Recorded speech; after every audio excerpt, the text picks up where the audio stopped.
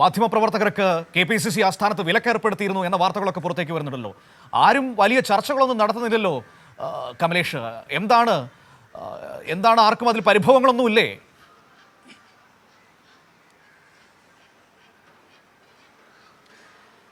മനു, അതും വളരെ പ്രധാനപ്പെട്ട ഒരു കാര്യമാണ്. നമ്മൾ പലതരത്തിലുള്ള വിവാദങ്ങൾ ഉണ്ടാകുമ്പോൾ അല്ലെങ്കിൽ കോൺഗ്രസുമായി ബന്ധപ്പെട്ട വാർത്തകൾ ഉണ്ടാകുമ്പോൾ KPCC ആസ്ഥാനത്തേക്ക് പോകാറുണ്ട്. അവരുടെ പ്രതികരണങ്ങൾ തേടി അവിടെ നമ്മൾ കാത്തു നിൽക്കാറുണ്ട്. പക്ഷേ ഇനി ആ കോമ്പൗണ്ടിനകത്ത് പ്രവേശിക്കരുത് എന്ന നിർദ്ദേശമാണ്, അല്ലെങ്കിൽ അത്തരമൊരു നിലപാടാണ് ഇപ്പോൾ കോൺഗ്രസ് സ്വീകരിച്ചിട്ടുള്ളത്.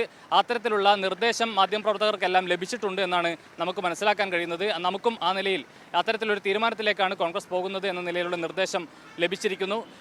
നിലവിലെ സാഹചര്യത്തിൽ സുധാകരൻ്റെ ഈ ഒരു നടപടി എന്ന് പറയുന്നത് സുധാകരനെതിരെ മാധ്യമങ്ങൾ ആസൂത്രിതമായ ഒരു ശ്രമം നടത്തുന്നു എന്ന ഒരു വിലയിരുത്തലിൻ്റെ അടിസ്ഥാനത്തിലാണ്. അതിന് ഈ പറഞ്ഞ സുധാകരന് ചില ആളുകളെ സംശയമുണ്ട്. അതായത് തനിക്കെതിരെ നീങ്ങുന്ന കോൺഗ്രസിലെ ഒരു പ്രധാനപ്പെട്ട നേതാവ് ചില മാധ്യമപ്രവർത്തകരെ അടക്കം വശത്താക്കി തനിക്ക് അനുകൂലമായി സുധാകരനെതിരായി ചില വാർത്തകൾ പടച്ചുവിടുന്ന സാഹചര്യമുണ്ട്.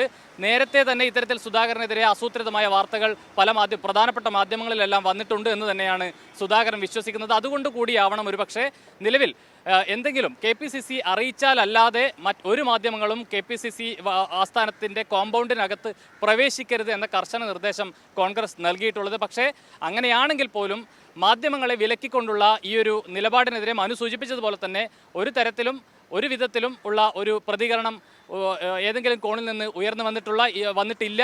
ഇതിലൊന്നും ആർക്കും ഒരു പരാതിയുമില്ല എന്നുള്ളതാണ് ഏറ്റവും രസകരമായ ഒരു സംഭവം.